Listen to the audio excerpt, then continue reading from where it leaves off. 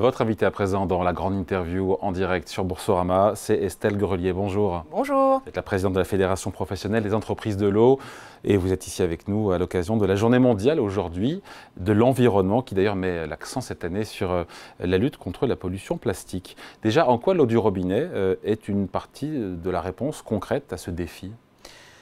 L'eau du robinet, c'est une eau qui est... D'ailleurs, je commençais par dire que c'est le produit alimentaire le plus contrôlé en France. Donc c'est une eau qui est potable, qui est très bonne pour la santé publique. Aussi bonne que l'eau minérale.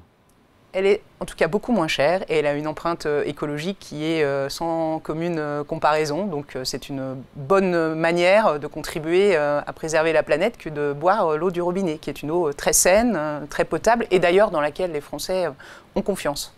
Et dans cette lutte contre la pollution plastique, si on devait faire le comparatif entre boire l'eau du robinet ou acheter de l'eau en bouteille, en termes de tonnes de plastique, d'émissions CO2 Moi, je ne suis pas là pour dire aux gens ce qu'ils doivent ou ce qu'ils ne doivent pas faire. Factuellement.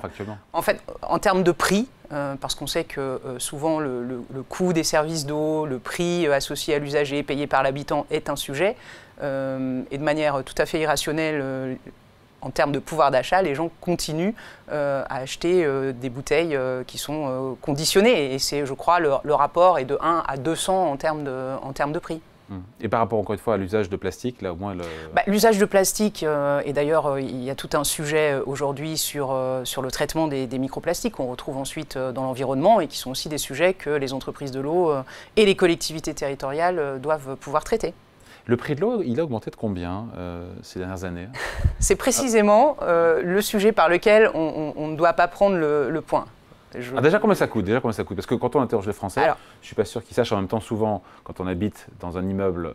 C'est répercuté sur les charges locatives, donc on n'a pas toujours sa facture. Il n'y a que 40 à 50% des compteurs des collectivités territoriales qui sont équipés de radio ou de télérelève, c'est-à-dire d'une possibilité d'avoir vraiment, par la télérelève notamment, en temps réel, son niveau de consommation. Et d'ailleurs, nous, en tant que fédération, on dit que pour bien maîtriser sa consommation, il faut bien la connaître, et pour bien la connaître, il faut bien la compter, et donc c'est bien d'avoir la possibilité de compter l'eau. Donc ça, c'est 4 € du mètre cube. C'est à peu près 4, c'est plutôt d'ailleurs 4,41 de mémoire, la moitié pour l'eau potable et l'autre moitié pour l'assainissement, qui est un sujet qui...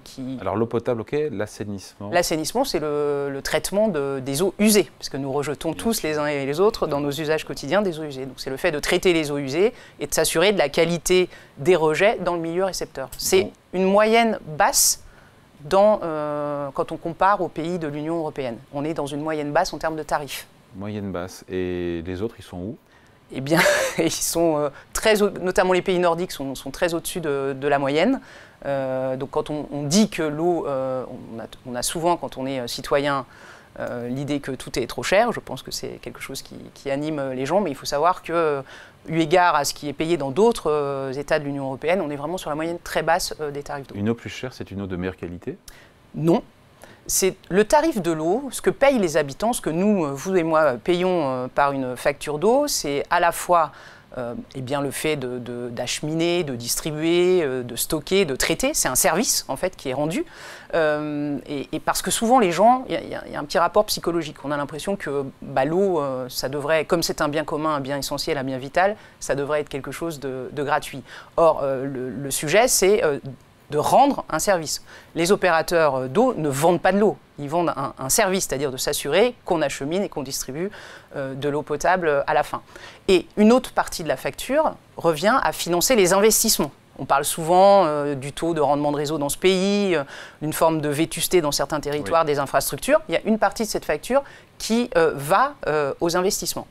Le Cercle français de l'eau a fait une étude récemment en disant que le sous-investissement chronique dans ce pays sur les réseaux et les infrastructures qui permettent de traiter l'eau, les canalisations, mais aussi les usines de traitement de l'eau potable et des eaux usées, c'est aux alentours de 13 milliards, sans compter les nouvelles normes qui arrivent depuis l'Union européenne, notamment au travers de la DRU, la directive européenne sur les eaux résiduaires urbaines.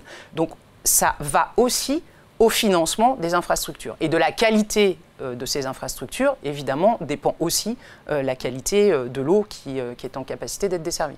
plus l'eau est chère, plus on a conscience de son prix, de son coût, de sa valeur. De sa valeur. C'est un vrai sujet. Il peut y avoir un signal prix. Il y a quelques éléments économiques. Le signal prix peut montrer que l'eau a une valeur et donc inciter plus encore à une sobriété hydrique, qui est quelque chose que l'on perçoit.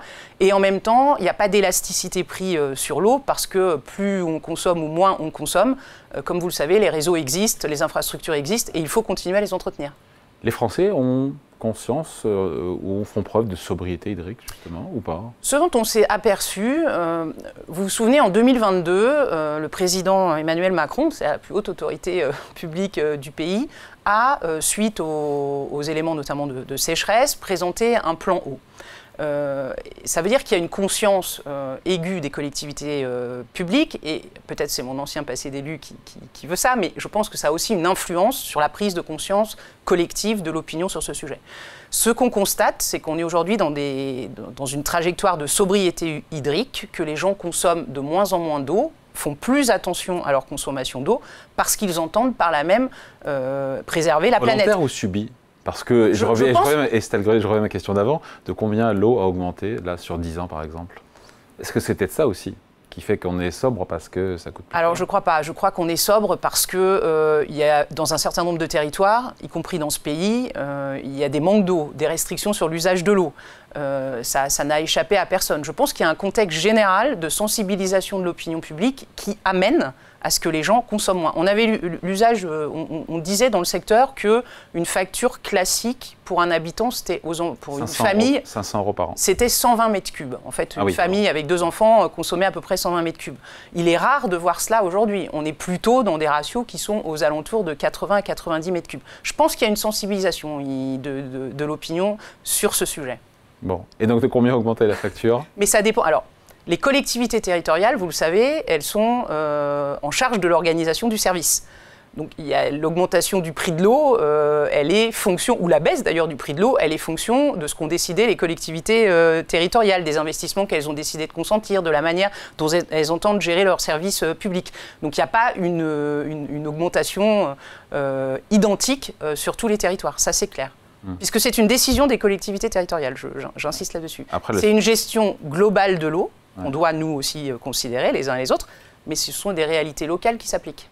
France au public parle d'une hausse d'ici à 2030, ça fait froid dans le dos, enfin, c'est 50% de hausse de la facture d'ici 2030. Aujourd'hui, une facture en moyenne, c'est 500 €. C'est beaucoup. Comment vous confirmez possiblement cette prévision? En fait, ce qui, je crois, amène ce chiffre, ce sont les investissements. Je vous ai parlé du sous-investissement chronique, à peu près 13 milliards, des nouvelles normes européennes. Il y a d'ailleurs eu un rapport qui est sorti, je crois, hier des inspections générales de l'environnement et du développement durable qui évalue finalement les conséquences financières pour la France de l'application de la nouvelle directive dont je parlais tout à l'heure.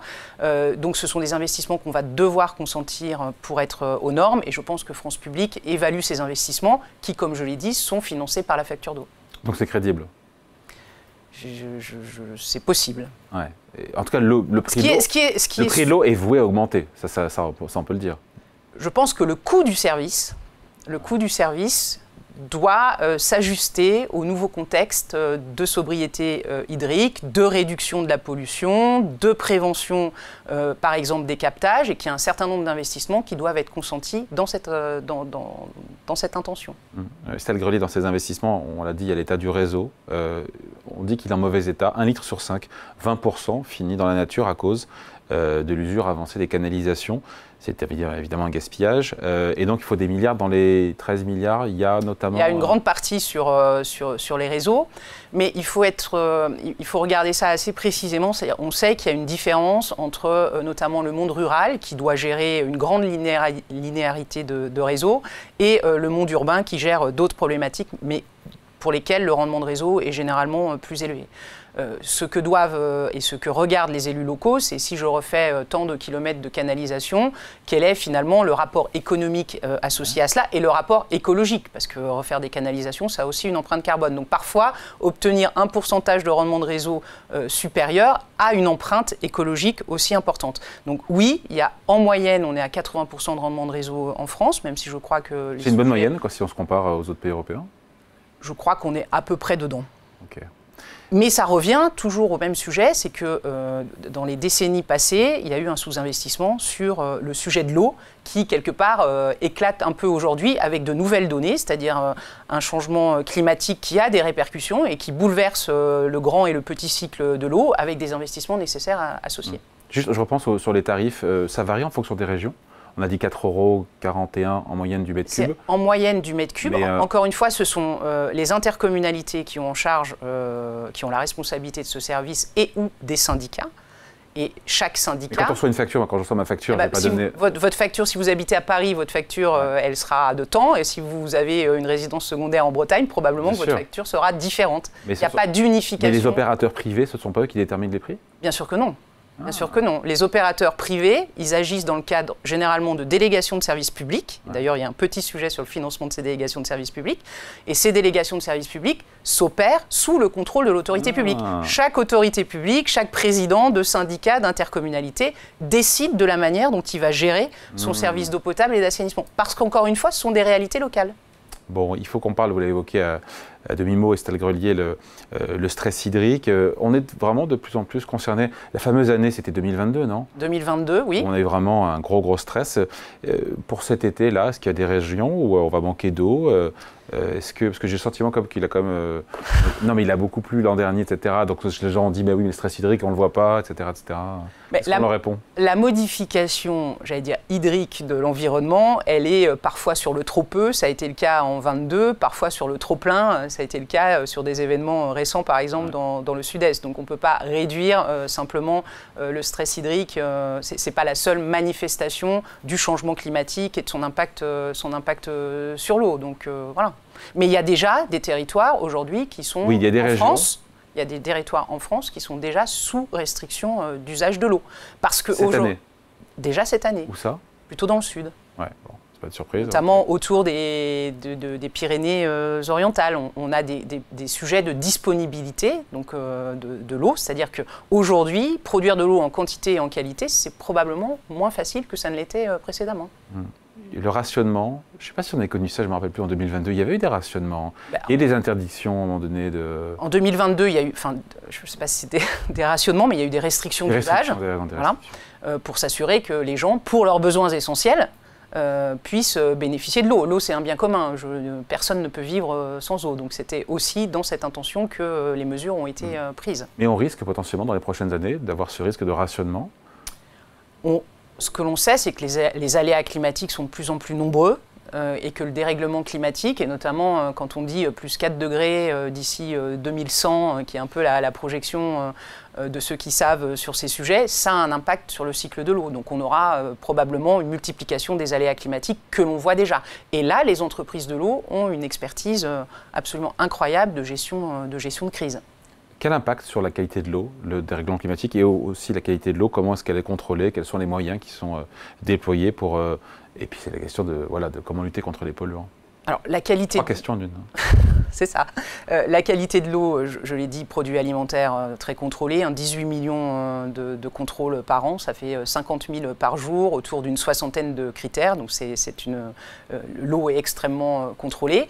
Il y a 2 sujets, il y a le fait de prévenir les pollutions, et nous on est très engagés dans la prévention des pollutions, et il y a, une fois que les pollutions sont présentes, et ça peut être souvent l'héritage ou le produit d'histoire industrielle ou de mode de consommation, alors il faut savoir les traiter, c'est ce que nous faisons également.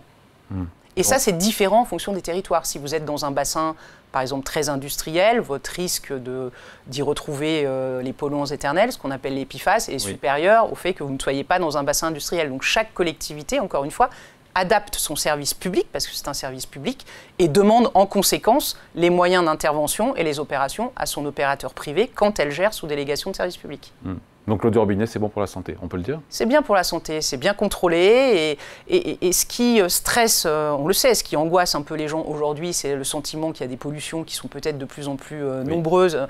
Mais en fait, c'est parce qu'on les détecte de plus en plus. Sur les micropolluants, les résidus médicamenteux, vous l'avez dit tout à l'heure, les microplastiques, on les détecte de mieux en mieux, on les traite de mieux en mieux. Donc l'eau du robinet est une eau saine, potable et tout à fait bonne pour la santé publique. C'est pas le sujet du jour, mais la réutilisation de l'eau de l'eau usagée. En France, c'est vrai qu'on est en retard là-dessus. Alors, la réutilisation des eaux usées traitées, ce qu'on appelle... Oui, il y a deux sujets. Il y a celui-là, puis il y a le dessalement de l'eau. C'est deux sujets. Alors, ça, si la France, ce sont deux sujets qui sont distincts. Hein. Oui. Mais si la France est bien positionnée là-dessus. Sur la réutilisation des eaux usées traitées, c'est d'ailleurs un sujet que nous avons évoqué avec la ministre Agnès Pannier-Runacher, qui vient de lancer les conférences nationales sur l'eau, et la FP2E est actrice de ça. Sur la réutilisation des eaux usées, on a l'habitude de se comparer notamment aux Espagnols, qui sont assez en avance, 15%, et nous, on est à moins de 1%. C'est un sujet qu'on maîtrise bien, qui est adapté à une certaine typologie de territoire en fonction de la géologie, parce que vous savez qu'il faut être aussi vigilant au niveau d'étiage des rivières, mais même quand c'est possible, ça a du mal à démarrer. Il y a des projets qui sortent depuis les collectivités territoriales, mais il y a encore quelques petits freins d'ordre administratif. Par exemple, aujourd'hui, on n'a toujours pas l'arrêté définitif, qui avait pourtant été annoncé par Emmanuel Macron en 2022 à l'occasion du plan eau, qui permettrait que ces eaux usées soient utilisées, par exemple, pour nettoyer les voiries. Aujourd'hui, on nettoie quand même des voiries avec de l'eau potable. Donc, vous voyez, donc, on a quelques freins administratifs et on espère que la conférence nationale sur l'eau va être l'objet, en plus de financement renforcé, de lever ces freins. Sur le dessalement, ça peut être un sujet sur un certain nombre de zones littorales. Ça l'est d'ailleurs sur la côte espagnole. Je crois que Barcelone, ils sont déjà sur ces natures de projets. Ça coûte très cher à faire. Hein.